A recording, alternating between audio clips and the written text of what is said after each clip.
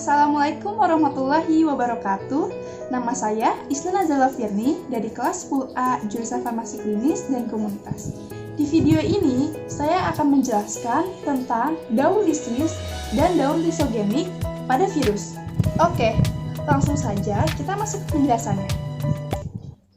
Virus tidak memiliki sistem enzim sehingga tidak dapat melakukan metabolisme. Agar dapat berproduksi, virus memerlukan sel inang seperti bakteri, sel tumbuhan, dan sel hewan. Berdasarkan tahapannya, daur hidup virus dibagi menjadi dua, yaitu daur lisis dan daur lisogenik. Daur lisis. Daur lisis terdiri dari 5 fase, yaitu absorpsi, injeksi, sintesis, perakitan, dan lisis.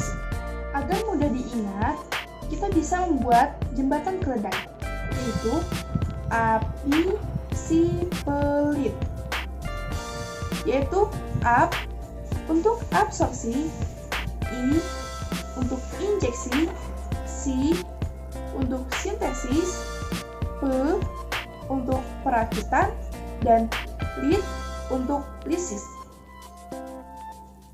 Oke, yang pertama, absorpsi atau tahap pelekatan.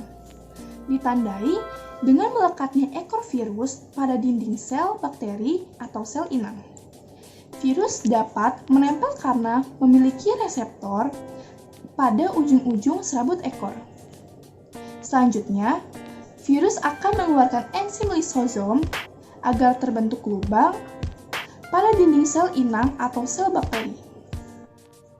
Lalu, masuk ke fase injeksi atau penetrasi. Di sini, kapsid virus akan memompa asam nukleat masuk ke dalam sel inang. Hanya DNA virus yang masuk ke dalam sel inang. Bagian virus lain tetap tertinggal di luar sel. Selanjutnya, tahap sintesis atau tahap replikasi. Di fase ini, DNA virus akan mengeluarkan enzim lisozim untuk menghancurkan DNA bakteri. Setelah itu, DNA virus akan mereplikasi diri dengan cara memperbanyak diri membentuk DNA virus. Selanjutnya, DNA virus itu akan melakukan sintesis protein menggunakan ribosom bakteri dan enzim-enzim bakteri untuk menjadikannya kapsid virus. Yang keempat adalah tahap perakitan. Di tahap ini, kapsid yang disintetis mula-mula terpisah antara bagian kepala, ekor, dan serabut ekor, untuk kemudian dirakit dan memasuki fase lisis. Fase lisis atau tahap pelepasan. Di tahap ini, kapsid yang sudah disintesis telah selesai dirakit menjadi virus baru. Virus tersebut selanjutnya akan memproduksi enzim lisozim untuk menghancurkan dinding sel bakteri atau sel inang. Dinding sel bakteri yang sudah hancur akan mengalami lisis dan virus-virus baru akan keluar mencari inang yang baru.